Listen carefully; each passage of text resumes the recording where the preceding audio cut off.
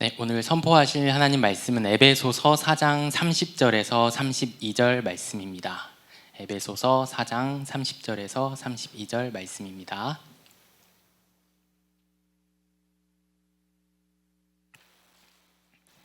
네, 다 찾으셨으면 한 목소리로 읽도록 하겠습니다. 하나님의 성령을 슬프게 하지 마십시오. 여러분은 성령 안에서 구속의 날을 위하여 인치심을 받았습니다.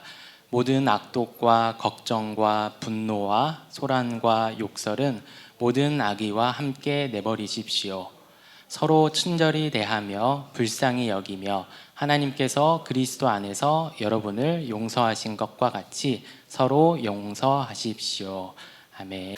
네, 예배소서는 굉장히 깊은 내용을 담고 있습니다. 그래서 제가 조금 예배소서는 이제 자세하게 살펴보고 있고요. 특별히 이제 1장에 3장까지, 4장부터 6장까지는 우리 실천적인 이제 삶이 되어지는데, 4장에서는 주제가 하나님의 부르심에 합당한 삶이었습니다.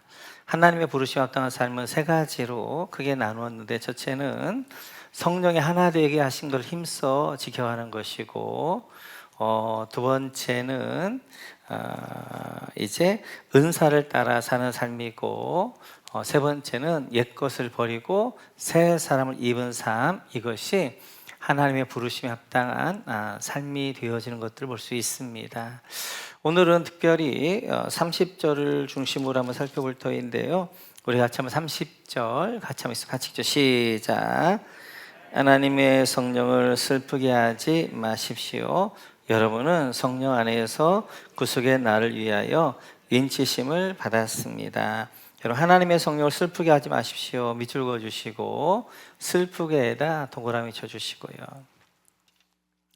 오늘 바울 사도는 예배소 교회를 향하여서, 성도를 향하여서, 아니면 우리를 향하여서 성령님을 슬프게 하게 하지 말라. 개역개정에서는 성령을 근심하게 하지 말라라고 말씀하게 되어져요.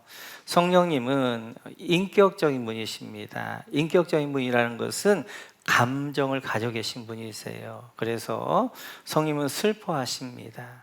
또 로마서를 보게 되어지면 탄식하신다라고 말씀하게 되어져요. 그래서 성령님은 이제 우리가 슬퍼하시는데, 왜 슬퍼하는가?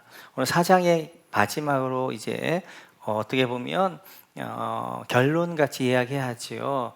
우리가 하나님의 부르심에 합당하게 살지 못하기 때문에 슬퍼한다는 거예요. 그래서 하나님의 부르심에 합당하게 우리가 살아야 되는데, 그 부르심에 합당한 삶은 4장에 쭉 살펴보았는데, 그것을 하나로 이야기하면 이렇게 이야기할 수 있습니다. 우리 한번 1장으로 한번 가볼까요? 1장 18절 19절입니다. 예배소 1장 18, 19절 하시죠. 시작. 여러분의 마음의 눈을 밝혀주셔서 하나님의 부르심에 속한 소망이 무엇이며 성도들에게 베푸시는 하나님의 영광스러운 상속이 얼마나 풍성한지를 여러분이 알게 되기를 바랍니다. 또한 믿는 사람들인 우리에게 강한 힘으로 활동하시는 하나님의 능력이 얼마나 엄청나게 큰지를 여러분이 알기 바랍니다. 아멘. 하나님의 부르심에는 합당한 삶은 1장 18, 19절을 보면 세 가지를 정리하게 돼요. 첫째는 하나님이 우리에게 알기를 원하시는 것은 하나님의 부르심에 속한 소망이 무엇인가, 하나님의 부르심에 대해 알기를 원하고, 두 번째는 우리 성도님들이 베풀어 주신 하나님의 영광스러운 상속이 얼마나 풍성한지를 알기 원하시는 거예요. 세 번째는 19절을 보게 되시면 하나님의 능력이 얼마나 엄청나게 큰지를 알기를 원하시는 거예요. 그러니까 우리를 부르셨을 때는 부르심의 소망이 있습니다. 그런데 그 부르심의 소망에 따라 살지 않는 우리를 보시면서 성령님이 슬퍼하시는 거예요. 두 번째는 하나님 우리를 부르셨을 때는 그 영광의 상속이 풍성하단 말이에요. 근데 그 영광의 상속의 풍성함 가운데 살지 못한 우리를 보시면서 슬퍼하시는 거예요. 세 번째는 우리가 믿는 하나님은 엄청난 큰 능력의 하나님이란 말이에요. 그러나 그 큰 능력의 하나님을 알지도 못하고 그 하나님 안에 그걸 누리지 못하고 우리를 보시면서 슬퍼하게 되어지는 거예요. 그러면 이 하나님의 부르심, 이제 우리가 하나님의 성령을 슬퍼하지 않게 하여서는 하나님의 부르심의 소망이 무엇인가를 알고 그 부르심에 따라 살아야 되고, 하나님의 영광의 상속을 알고 그 영광의 상속의 풍성함 가운데 살아야 되고, 하나님의 강한 크신 하나님의 능력을 알고 그 능력 하나님 안에 거할 때 우리에게 슬퍼하는 것이 아니라 하나님이 기뻐하시면서 살게 되어 하는 것들을 볼 수 있습니다. 오늘 이 세 가지를 한번 같이 정리해 보려고 그러는데요. 첫 번째는 하나님의 부르심의 소망입니다.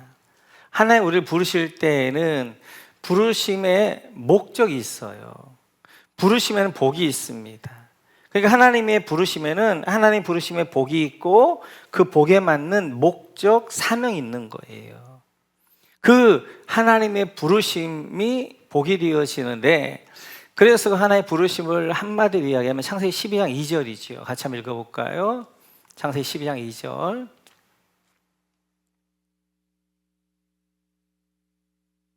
없나요? 같이 한번 우리 한번 찾아보겠습니다. 창세기 12장 2절.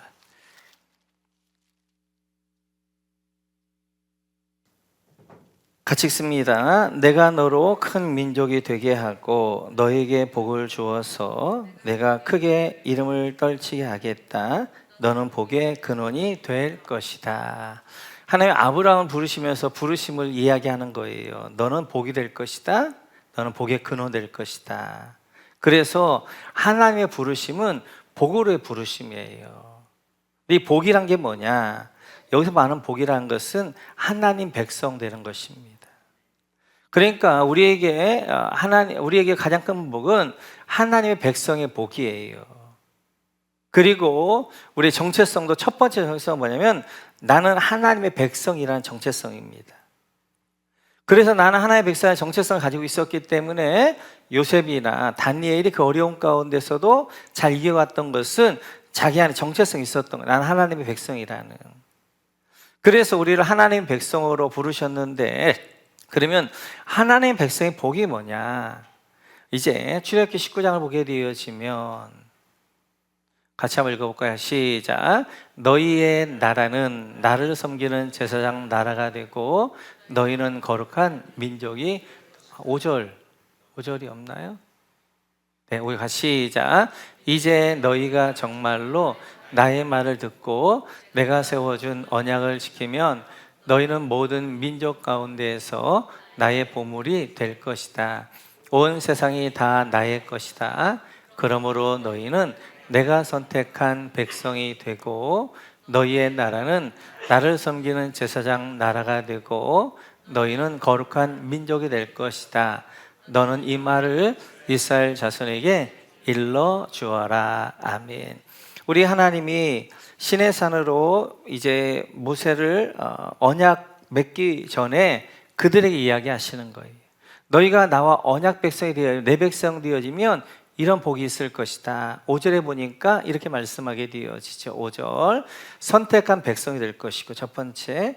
두 번째 6절을 보면 제사장 나라가 될 것이고, 그리고 너희는 거룩한 민족이 될 것이다. 세 가지의 하나님의 백성이 되어지면 주시는 복을 이야기하고 있어요. 동일하게 신약에서도 하나님의 백성 되어졌을 때 복을 베드로전서 2장 9절에서 말씀하는데 같이 한번 볼까요? 같이 시작. 그러나 여러분은 택하심을 받은 족속이요 왕과 같은 제사장들이요 거룩한 민족이요 하나님의 소유가 된 백성입니다. 여기까지 할까요? 하나님의 백성이 되어지면 세 가지의 복을 말씀하시죠. 첫째는 택함 받은 족속이 될 것이다. 두 번째는 왕과 같은 제사장이 될 것이다. 세 번째는 거룩한 민족, 하나님의 소유가 될 것이다 라고 말씀하게 되어져요. 그러니까 하나님 백성이 된다는 것은 이 세 가지를 이야기하죠. 첫째는 하나님의 택함 받은 족속 사람이라는 거예요. 그러니까 하나님의 백성의 가장 큰 복은 뭐냐면 내가 믿어서 구원을 받는 게 하나님의 백성 되어지는 것이 하나님 나를 선택해서 백성 되어지는 거란 말이에요. 그러니까 내가 뭘 해서 하나님의 백성 되어지는 것이 아니라 하나님의 은혜로 나를 선택해 주셔서 나로 하나님의 자녀 되게 하신다는 거예요. 그러니까 하나님의 백성의 가장 큰 복은 내가 뭘 해서가 아니라 하나님의 나를 선택해서 하나님의 은혜로 내가 하나님의 백성 되어진다는 거예요. 두 번째는 왕과 같은 제사장이라는 거예요. 구약에서는 왕이면 왕, 제사장은 제사장, 선지자는 선지자였단 말이에요. 그런데 신약의 하나님의 백성들은 왕과 같은 제사장이 된다는 거예요. 근데 그래서 우리의 정체성 두 번째는 제사장입니다. 제사장이라는 것은 연결시켜주는 자예요. 그러니까 구약의 제사장은 하나님과 하나님의 백성 이스라엘과 연결시켜주는 이제 중간자가 제사장입니다. 신약의 우리 제사장들은 하나님과 예수 안 믿는 사람을 연결해주는 연결자가 우리란 말이에요. 그런데 이렇게 이제 우리가 해야 되는 것은 제사장으로서 정체성 하나님과 예수 안 믿는 분의 손을 같이 맞잡게 해주는데 이때 중요한 것이 왕과 같은 제사장이란 말이에요. 왕과 같은 왕 같은 능력 있는 제사장이 되게 하시는 거예요. 그리고 왕이란 건 뭐예요? 왕은 통치자잖아요. 그러니까 왕과 같은 능력은 바로 뭐냐면 성령의 능력 가운데 이제 제사장의 사역들을 감당한다는 거예요. 그러니까 하나님의 일들은 내가 하는 것이 아니라 내 안에 성령의 능력이 부어져서 그 성령의 능력으로 우리가 사역을 감당하는 거예요. 그래서 이제 오직 성령이 너희에게 임하시면 너희가 권능을 받고 그리고 예루살렘과 증이 될 것이다. 그러니까 우리가 제사장 역할들을 내 힘으로 하는 것이 아니라 성령님이 내 안에 성령의 능력을 주시고 그 능력 가운데 우리가 이제 제사장 사역을 해나가게 되어지는 거예요. 우리가 수요일 밤에 이제 성령 충만을 구하는 기도를 하는 것 가운데 하나는 성령 충만을 받게 되어지면 여러 가지 유익들이 있습니다. 그 유익 가운데 하나가 성령의 능력이란 말이에요. 우리가 성령의 능력 받고 이 세상을 이겨야 되고 성령의 능력 받고 이 사역을 해야 되는 거예요. 그래서 우리가 성령 충만을 기도를 하게 되어지는데 이렇듯이 두 번째가 바로 왕과 같은 제사장이요. 세 번째가 거룩한 민족, 하나님의 소유된 백성이라는 거예요. 하나님의 민족이라 할지 소유된 백성이라 할지 이 말은 너는 내 것이다라는 거예요. 그 안에는 어떤 것이 함축되어 있냐면 너는 내가 책임진다는 거예요. 그러니까 하나님 백성 되는 순간 우리를 어떻게 하나 하나님이 책임지겠다는 약속이 있는 거란 말이에요. 그러니까 하나님의 부르심은 이런 엄청난 축복이 있는 거예요. 그래서 이제 하나님의 부르심은 하나님의 은혜로 내가 뭘 해서 백성 되어지는 것이 아니라 하나님의 선택과 은혜 가운데 백성 되어진 것이고 뿐만 아니라 우리는 성령의 능력 가운데 주의 이제 제사장 사명들 감당해 가는 것이고 또한 하나님이 책임져 주시는 하나님의 백성이란 말이에요. 그런데 이제 바울 사도가 성령이 보니까 그렇게 안 사는 거예요. 그러니까 우리 부르심이라는 거 엄청난 축복이 있는데 이 축복 가운데 그 누림 가운데 하지 못하고 너무나도 빈약하고 메마르게 인생들 살아가는 모습을 보면서 슬퍼하신단 말이에요. 그러니까 하나님 나라는 우리가 이제 요즘 새벽에 우리가 하나님 나라의 비유에 대해 살펴보고 있는데 하나님 나라 이 땅 가운데 씨로 왔단 말이에요. 네 가지 밭에서 씨와 같이 왔어요. 하나님 나라는 씨와 같이 왔기 때문에 이 땅 가운데 연약하게 온 거예요. 사람들 볼 때 무시할 만하게 온 거예요. 그래서 이 하나님 나라 씨를 어떻게 하는 거예요? 그냥 사탄에게 그냥 그 씨를 어떻게 하는 버려버린단 말이에요. 길가에 또 어떤 사람들은 이 하나님 나라를 어떻게 하는 거예요? 고난과 어려움이 좀 오니까 그냥 버려버리는 거예요. 바꿔버리는 거예요. 가시밭 같은 경우는 하나님 나라 세상 쾌락과 물질, 돈으로 바꿔버린단 말이에요. 그런데 하나님 나라 안에 있는 생명을 보는 사람, 그 씨가 아니라 그 씨 안에 생명을 보는 사람에게는 하나님의 나라가 그 가운데 역사하기 시작하는 거예요. 그리고 그 가운데 그 사람에게 100배와 60배와 30배 결실을 맺는 능력으로 그 가운데 나타나는 거예요. 많은 사람이 예수 믿는 걸 너무 우습게 한단 말이에요. 예수 믿는 것은 너무나 엄청난 복으로 부르셨단 말이에요. 하나님의 은혜 백성으로 부르셨고요, 하나님의 제사장 나라 부르셨고요, 하나님의 그리고 소유된 백성, 내가 너를 책임진다는 하나님의 부르심 앞에 왔단 말이에요. 그런데 너무나 많은 분들이 이 하나님의 부르심의 엄청난 축복을 알지도 못하고 그걸 너무 쉽게 버려버리게 되어지고 귀하게 여기지 않는 것들을 보면서 성령님은 슬퍼하신단 말이에요. 슬퍼하신다. 두 번째, 우리의 부르심은 두 번째 부르심은 우리는 뿐만 아니라 하나님의 영광의 상속을 누리도록 부르셨단 말이에요. 근데 그 영광의 상속이 엄청나게 풍성하단 말이에요. 그 영광의 상속을 성경에서는 그래 우리가 기업으로 받을 것들, 우리 예수를 믿게 되어지면 주시는 그런 기업들, 상속들이 있는데 그 상속들을 여러 가지로 이야기하고 있습니다. 그 중에 대표적인 것이 요한복음 10장 10절이에요. 같이 한번 볼까요? 시작. 도둑은 다만 훔치고 죽이고 파괴하려고 오는 것뿐이다. 나는 양들이 생명을 얻고 더 넘치게 얻게 하려고 왔다. 아멘. 하나님의 영광의 상속 두 가지예요. 예수님께서 말씀하셔요. 나는 생명을 주러 왔다. 첫 번째 영광의 상속이 생명입니다. 생명. 두 번째 이 생명을 뭐하게? 넘치게. 두 번째는 풍성한 삶이에요. 그래서 우리에게 예수를 믿으면 하나님이 우리에게 주신 기업이 있어요. 상속이 있어요. 축복이 있어요. 그 축복이 바로 첫째는 생명이에요. 그 생명은 영원한 생명. 그러니까 잠시 있다가 없어요. 이 생명, 유한한 생명이 아니라 영원한 생명이란 말이에요. 영원한 생명을 받아서 그 영원한 생명을 누리고 영원한 생명, 영생 가운데 살아야 되는데 많은 사람들이 이 영원한 생명이 있음에도 불구하고 유한한 세상을 향하여서 쫓아가는 것들 보며 세상의 쾌락과 물질 쫓아가면서 영원한 것들을 놓은 것들을 보면서 성령님이 슬퍼하신단 말이에요. 그래서 우리에게는 영원한 생명이 주어져 있는 거예요. 그것도 아까 살펴봤던 것처럼 내가 잘 믿어서 내가 뭘 해서가 아니라 하나님을 선택해 주셨단 말이에요.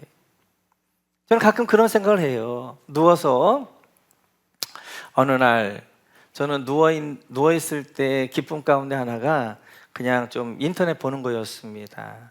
하루 종일 좀 바쁘게 사니까 누워서 조용히 그냥 인터넷도 좀 보고 동영상도 좀 보고 뭐 정치도 좀 어떻게 돌아가나 뭐 경제 좀 어떻게 돌아가나 이런 거였는데 어느 날 성령님이 이 인터넷을 이렇게 보고 있는데 얘야 그거 좀 하지 말아라 그러시더라고요. 그래서 제가 한번 이야기했던 하나님 뭐 제가 막 술을 먹습니까? 뭐 세상에 즐기는 게 없죠. 내가 진짜 유일하게 어떻게 좀 즐거움이란 것은 그냥 하루 종일 피곤하니까 누워서 좀 침대 아래에서 이렇게 동영상 보다가 한 30분 보다가 자는 건데 뭐 이것까지 못하게 하시면 제가 뭐 어떻게 합니까? 그랬는데 계속 하나님 주신 마음이 그런 마음이어서 그냥 그래 하나님 주신 마음 하나님 그렇게 하지 말라면 안 하면 나중에 보면 유익하더라고요. 그래서 제가 이번에 경건의 삶에서 영적 과제도 이제 그걸 냈는데 그래서 동영상 안 보고 이렇게 묵상을 해요. 이렇게 묵상하면서 하나님 오늘 이 밤에도 잠을 자지만 성령님을 충만하게 해주세요.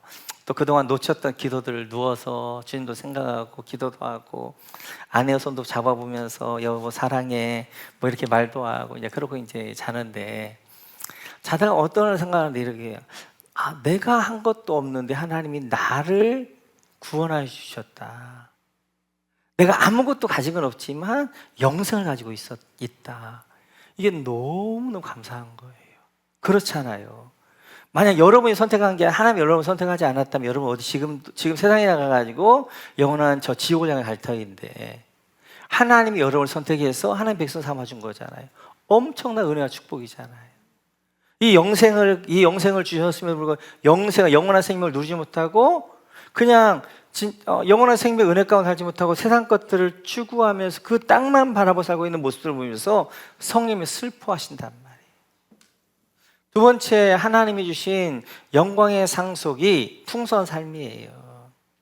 풍성한 삶이란 물론 이 땅에서 물질의 복도 주고 성공도 주고 뭐 치료도 해주고 이런 것들도 있지만 거기에 풍성한 삶이라는 것은 하늘나라에서 누려야 될 걸 이 땅에 누리게 하는 거예요. 그러니까 하늘나라 가면 영원히 누려야 될 것들을 이 땅 가운데 부분적으로 누리게 하시는 것 것이 풍성한 삶입니다. 그러면 하늘나라와 이 땅의 거의 차이가 뭔가? 이 땅의 것은 환경에 의한 거예요. 모든 것들이. 환경이 평안할 때, 환경이 복될 때, 환경이 기뻐할 환경이 될 때, 환경이 이제 그를 감사할 환경이 될 때 그런 거예요. 그런데 하늘의 영원한 것은 환경을 초월한 기쁨, 환경을 초월한 감사, 환경을 초월한 은혜란 말이에요. 그래서 환경이 어찌할 수 없는 거. 그러니까 환경의 평화는 뭐예요? 팍스잖아요. 피스. 환경을 초월한 하늘의 평화는 뭐예요? 샬롬이잖아요. 그래서 이 땅의 평화는 팍스나 피스는 환경이 평화로울 때 평화롭다. 그러나 하나님이 주신 샬롬의 평화는 환경 자체는 평안할 수 없는 환경이지만 내 안에 주시는 그 평안함이 바로 샬롬이잖아요. 형통함도 마찬가지입니다. 세상 형통이라는 것은 이제 환경적 형통함이 그걸 셀레흐라고 해요. 히브리어에서. 그런데 하나님의 형통함은 찰라흐예요. 그것은 환경을 통과하는 거예요. 환경을 뛰어넘는 거란 말이에요. 그게 하나님의 형통함이에요. 근데 세상의 형통함은 셀레흐, 환경에 의한 형통, 환경이 잘 될 때 형통한 거예요. 마찬가지예요. 하나님의 백성들에게 주시는 복은 이 세상 사람들과 다르게 하나님의 백성들에게는 하늘에서 누릴 수 있는 환경을 초월한 그런 은혜와 평안함과 감사와 기쁨을 이 땅까지 누리게 하는 거란 말이에요. 물론 완전하게 누리는 건 아니에요. 그때그때 맛을 보면서 어디를 경험하게 하는 거예요? 하늘을 경험하고 하늘을 소망하게 하는 거예요. 아, 하늘에 주시는 평안함이 이런 것이구나. 삶 자체는 평화로울 수 없지만 그 기쁨을 주시는 하나님의 그 기쁨, 샬롬의 그 평안함이 줄 때 아, 이런 것이 하나님 주신 평안함이시구나. 그래 누리도록 주시는 것. 그렇게 하나님의 주시는 이러한 풍성한 삶이라는 것은 환경을 초월하고 환경을 넘어서는 찰나흐에 환경을 통과해버리는 그러한 이제 은혜인데도 불구하고 늘 환경에 묶여가지고 환경 때문에 탓하고 환경 때문에 불평하고 환경 때문에 이제 그렇게 하고 환경으로 묶여가지고 그러고 하고 있는 모습들을 보면서 하나님 뭐 하는 거예요? 슬퍼하신단 말씀. 세 번째, 하나님의 이제 우리에게 부르심은 우리가 믿는 하나님은 너무너무 크신 분이세요. 그래서 그 하나님의 엄청난 크신 하나님을 우리가 알고 그 하나님 안에 살아야 되는데 우린 그 크신 하나님을 모를 뿐만 아니라 그 하나님의 능력 안에 살지 않는 우리를 모습 보면서 슬퍼하신단 말이에요. 그러면 그 하나님, 우리가 섬긴 하나님의 크신 하나님의 가장 대표적인 게 뭔가? 그분은 창조주란 말이에요. 창조란 말은 이런 거예요. 창세기 1장 2절 한번 보시겠어요? 같이 시작. 1장 2절로 넘어갈게요. 같이 시작. 땅이 혼돈하고 공허하며 어금이 기품이 있고 하나님의 영은 물 위에 움직이고 계셨다. 땅, 지구가 혼돈했다. 무질서했다. 공허했다. 아무것도 없었다. 그리고 그 땅이 어둠의 깊은 어둠 가운데 있었다는 거예요. 이런 이제 땅을 하나님이 뭐 하는 거예요? 창조를 하시는 거예요.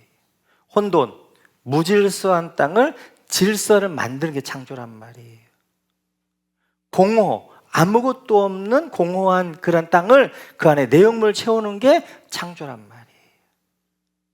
깊은 어둠 가운데 있는 이 땅을 그 가운데 빛을 비추셔서 빛으로 만드시는 것이 창조란 말이에요.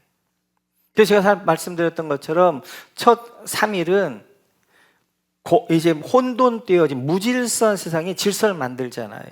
첫째는 빛이란 질서, 두 번째 하늘과 바다란 질서, 세 번째는 땅이란 질서를 만드는 거죠. 그 다음에 네 번째, 여섯째 날에는 공허한 세상의 내용물을 채우는 거예요. 첫째 날 빛의 주관자로 뭘 만드는 해와 달과 별을 만드는 거예요. 두 번째, 하늘과 바다의 질서를 만들었는데 그 하늘과 바다에 이제 공허한 것들 내용물 채우는 거죠. 그래서 다섯째 날에 하늘의 새를 만들고 바다의 물고기를 만들게 되어지고, 그리고 여섯째 날에는 땅이나 질서만 땅의 질서에 살 수 있는 짐승을 만들게 되어지고 이 전체를 다 이제 하는 사람을 만들게 되어지고, 이렇듯이 하나님은 우리의 어둠 가운데 빛을 주시는 분이시고, 우리의 삶이 혼돈한데 질서를 주시는 분이시고, 우리의 삶이 공허한데 그 가운데 내용물을 채워주시는, 풍성케 하시는 분이 하나님이란 말이에요.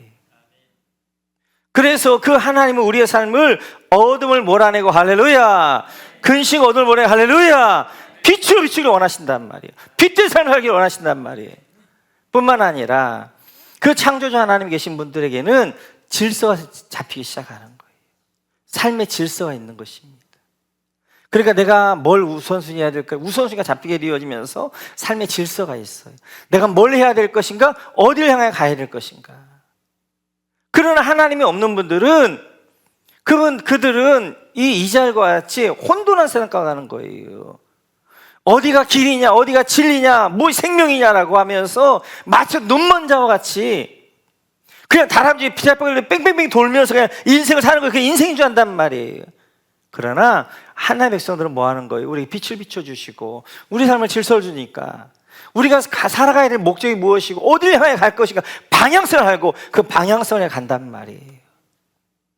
뿐만 아니라 하나님 아는 백성들은 솔로몬과 같이 헛되고 모든 걸 헛되다 라고 하는 것이 아니라 바울 사도같이 나의 달려갈 길과 이제 마쳤으니 나를 의의 면류관 예비되어졌다라고 하면서 자기의 삶의 사명으로 자기의 삶을 풍성케 한단 말이에요.